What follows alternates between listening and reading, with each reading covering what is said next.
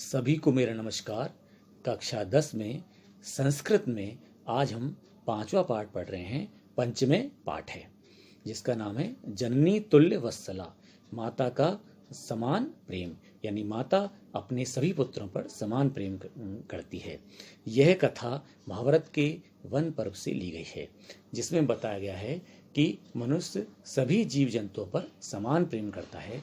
ऐसे इस कथा में बताया गया है कि एक किसान के 2 बैल होते हैं, जिनमें एक बैल बहुत कमज़ोर होता है और किसान वह आसानी से कोई भी वजन नहीं उठा पाता, तो किसान उस बैल को बहुत पीड़ित करता है और उस अपने और गायों की माता जो होती है, बैलों की माता होती है, वो सुरभि कही गई है।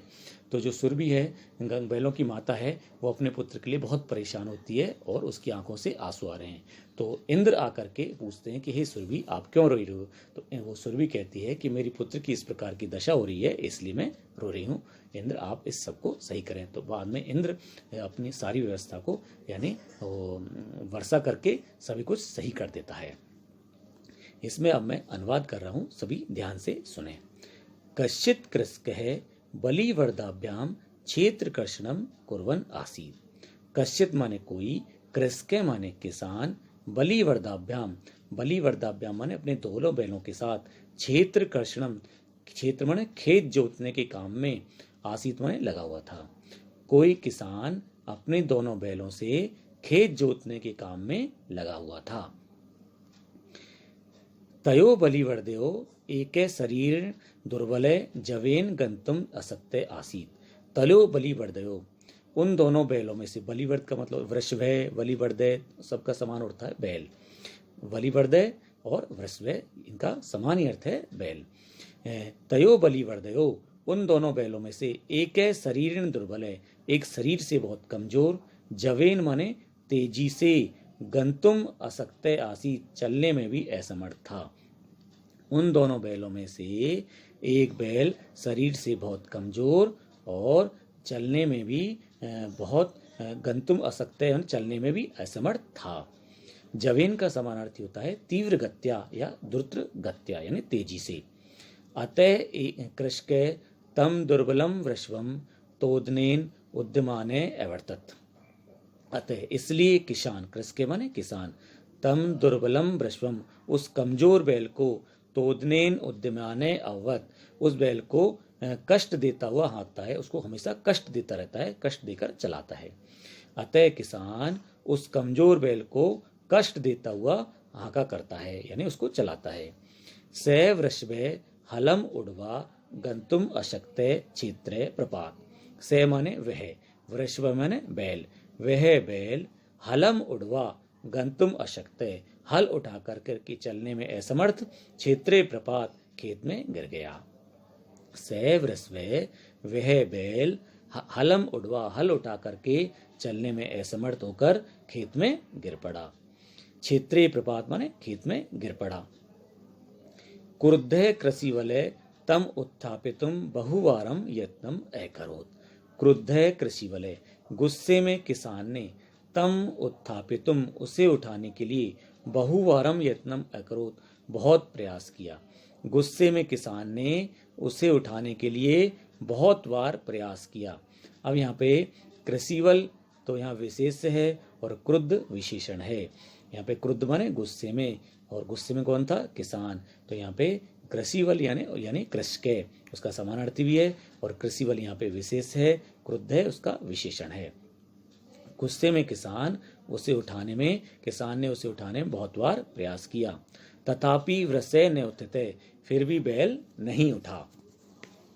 भूमौ पतिते स्वपुत्रम दृष्ट्वा सर्वधेनुनां मातु सुरभे नेत्राभ्याम अश्रुणि अविरासन।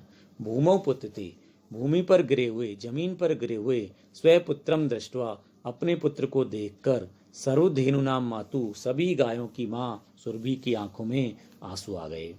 भूमि पर गिरे हुए अपने पुत्र को देखकर सभी गायों की माँ सुरभि की आंखों में आंसू आ गए। सुरभि इमाम अवस्थाम दृष्ट्वा सुराधिपे ताम अप्रक्षत। सुरभि इमाम अवस्थाम, सुरभि की इस अवस्था को दृष्टवा माने देख करके, सुराधिपय ताम अपरक्षत, इंद्र ने उससे पूछा। यहाँ पे सुराधिपय इंद्र को कहा गया है। सुरभि की इस अवस्था को देखकर इंद्र ने उससे पूछा, आई सुबह, हे सुबह, हे बोली, किम एवं रोदसी, आप क्यों रो रही हैं? उच्चताम, कहो। साच है, और उसने कहा, विनिपात न व कश्यत दृश्यते त्रिदशाधिप, अहम तु पुत्रम शोचामी तेन रोदिमी कौशिके। अब यहाँ पे इस श्लोक में कहा गया है कि हे त्रिदशाधिप, त्रिदशाधिप का माने हे इंद्र, हे देवराज इंद्र, विनिपात न व कश्चित दृश्यते, तुम्हें कोई यहाँ पर जमीन पर गिरा हुआ दिखाई नहीं दे रहा है, तुम्हारा कोई यहाँ पर जमीन पर गिरा हुआ तुम्हें नहीं दिखाई दे रहा है। अहम तु पुत्रम सोचामी, मैं तो पुत्र के लिए शोक कर रही हूँ, दुख कर रही हूँ। तेन रोदिमी, हे कौशिके, तेन रोदिमी, हे इंद्र, इसलिए रो रही हूँ। दोबारा सुने, हे त्रिदशाधिप, हे इंद्र, विनिपात न कश्चित दृश्यते, तुम्हें जमीन पर गिरा हुआ कोई दिखाई नहीं दे रहा है। अहम तु पुत्रम सोचामी, मैं तो पुत्र के लिए दुख कर रही हूँ। हे कौशिके, तेन रोदिमी, हे इंद्र, इसलिए रो रही हूँ।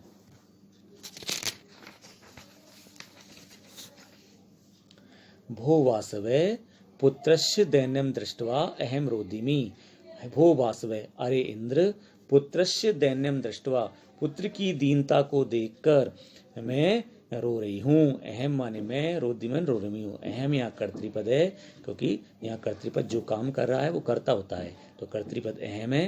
रोदिमी माने रोना क्रिया हो रही है, तो यहाँ रोदिमी क्रिया है।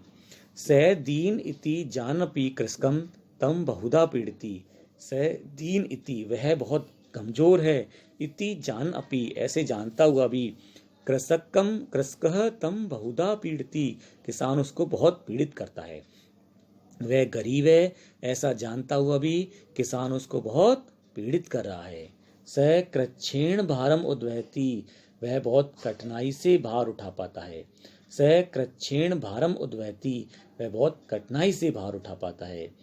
इत्रम एव दुरम वोडुम स न शक्नोति, इत्रम एव माने औरों के समान, दुरम वोडुम, उस धुर को उठाने में, धुर का मतलब जुआ होता है, बैल जो हल जोतते हैं तो उनके कंधों पर होता है, उसको जुआ बोलते हैं। इत्रम एव माने औरों के समान, धुरम वोडुम, उस जुए को उठाने में, स न शक्नोति, वह समर्थ नहीं है। औरों के समान वह उस जुए को उठाने में समर्थ नहीं है। एतत् भवान पश्यति ने, क्या यह आप नहीं देख रहे? इति प्रत्योवोचत, ऐसा वह बोली। इस प्रकार हमने आज जो है चैप्टर 5 का यानी 5वें पाठ का आधा भाग पढ़ा है, और इसके लिए मैं कार्यपत्रक भी दे रहा हूँ। कार्यपत्रक में मैंने आपको सभी प्रश्नों के उत्तर भी दिए हैं। सभी बच्चे ध्यान से वीडियो भी देखेंगे और कार्यपत्रक को भी समझेंगे और अपनी नोटबुक में काम करेंगे। धन्यवाद।